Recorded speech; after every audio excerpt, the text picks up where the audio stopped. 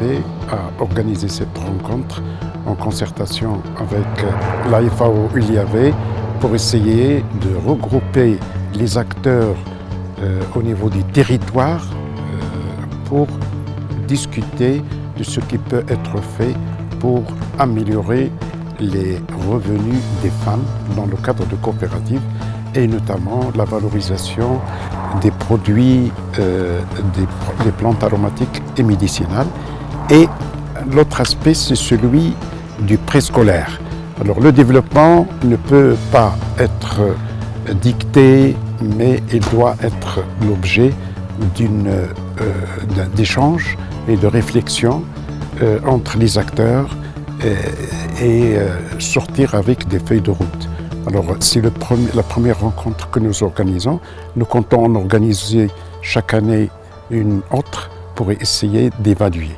Mais le partenariat qui existe aujourd'hui entre l'IAV et l'ANZOA implique également ADRAR comme société civile. Les objectifs principaux de cet atelier sur le développement agricole et rural sont d'abord de sensibiliser un peu les décideurs sur la problématique du développement rural au Maroc et puis les grands problèmes qui se posent à la fois sur le plan physique et sur le plan socio-économique.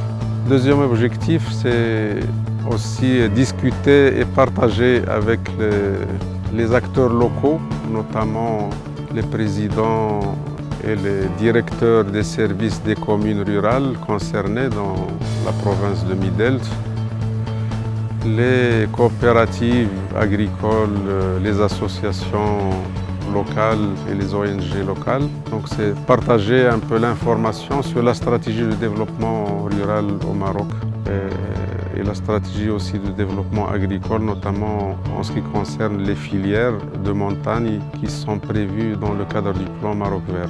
Nous avons eu la chance d'échanger, de réfléchir sur des sujets d'actualité et qui versent tous dans le développement de la montagne et donc dans la région de Darat Afilalt et plus particulièrement dans la province de Midelt.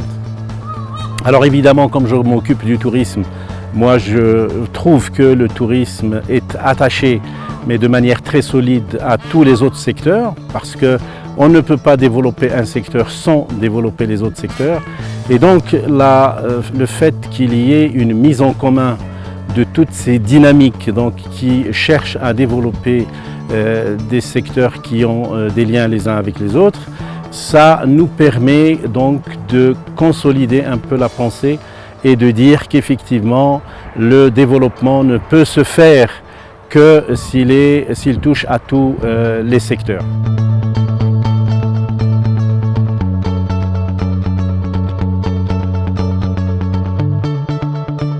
Je suis ici dans le séminaire pour présenter en fait un travail de recherche que j'ai effectué pendant des années de thèse. Et en fait, la thématique, c'était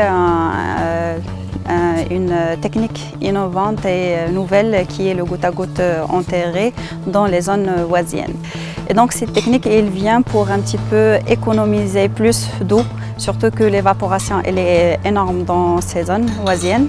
Et l'expérimentation qu'on a faite, elle a montré qu'on économise des quantités importantes d'eau dans ces zones et qu'on peut réutiliser après pour d'autres domaines, que ce soit pour l'extension ou bien pour les valoriser dans d'autres cultures à part le palmier dattier sur lequel on a fait de l'expérimentation. Mon intervention dans cette journée s'intitule « Intégration des énergies renouvelables et en particulier l'énergie solaire dans les unités de valorisation agricole » et j'ai présenté quelques études de cas concrets. Je trouve que la journée est une bonne opportunité pour nous pour présenter les activités de recherche et développement que l'Institut mène et qui sont liées à la thématique de la journée. C'est aussi une bonne opportunité pour renforcer les liens qui existent entre l'IAV et les institutions aussi bien locales, nationales qu'internationales qui sont intéressées par la thématique de la journée.